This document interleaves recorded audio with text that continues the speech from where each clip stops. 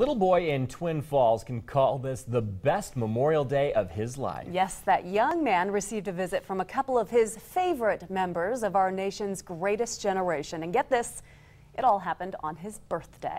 Matt King has much more with exclusive footage. Yeah, Michelle and Roland, instead of a bundle of gifts, a clown, or a magician, for his son's birthday, Quinn Thorne gave him a special introduction. Hey! Yay, little Quinn. All right. How you doing, big time? Great.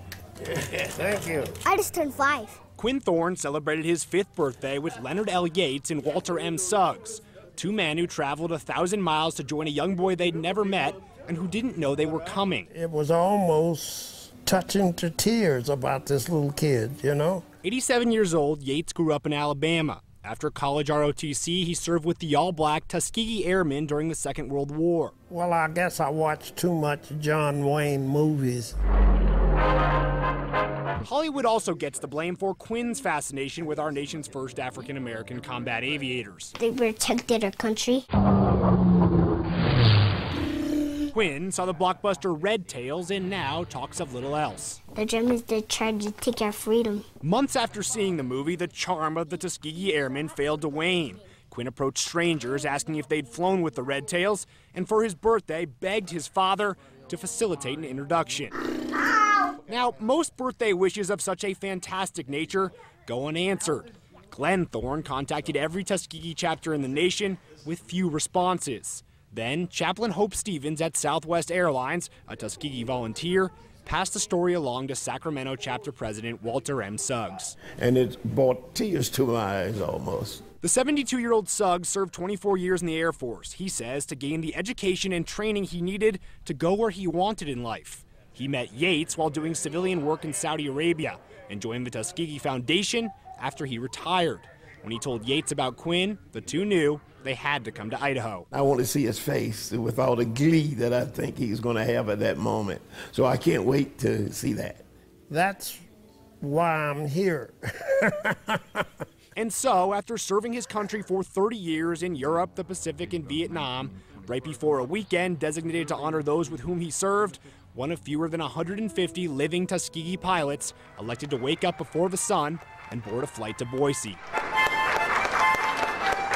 There, he was met by a full honor guard, Patriot riders, and a throng of appreciative Idahoans. I hear glory, hallelujah. I got to see this man. 100 miles away, Quinn played with replicas of the planes Yates and Suggs once flew, unaware of the sudden proximity of his idols, but knowing exactly what he'd do if ever given the opportunity to meet one. I'll give them a hug and big hug, and I will say thanks for serving and shake their hand. Yates, meanwhile, planned to play Quinn a little cooler. I'm going to let Quinn say the first thing to me, and then I'm going to respond to whatever he has to say. Later that evening, the Thornes enter the same pizza place they visit every Wednesday, and Quinn finds a strange face waiting to greet him. Who's that? A red tail man. A red tail man. Hi, give me a hug, buddy. Oh, wow, thank you. Do you know lightning? Lightning? No, but I saw that movie, though. I know who lightning is. And I'm going to let you meet somebody that was just like lightning, okay? Okay. Hold on a second. Where's that original Tuskegee Airman at? Oh, he's right there. Did you see him coming? Uh-huh. Oh, you see him? The surprise transpires nearly perfectly. I just turned 5. How could it not? It's what I wanted. But then, perhaps as only a child can, Quinn sifts through his own birthday pageantry to remind us all of what's really important. Thank you for serving. Thank you for your service. Service can have many meanings. Yates and Suggs defended their country, guaranteeing the survival of the freedom we enjoy today. Quinn carries his own definition of freedom. That means you have food for people and you have a place to live. But if you were to ask these two retired military flyers what freedom means, they just might point to their last 24 hours. This is the way the United States of America should be every day. Where this Memorial Day, 2 men who, against incredible odds, made lives of serving their country, proved they serve it still. I don't hold any animosity against anybody about anything. It was just a time and a situation, and we survived as a country, you know, and I'm proud to be an American, you know.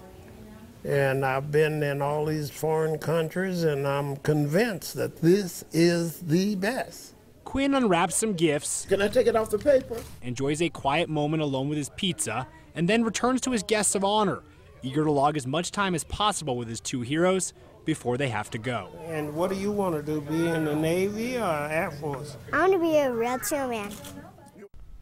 Southwest donated the air travel for those veterans. A Twin Falls hotel provided free rooms, and a bakery donated a couple of cakes. I'm Studio Matt King, today's 6 News.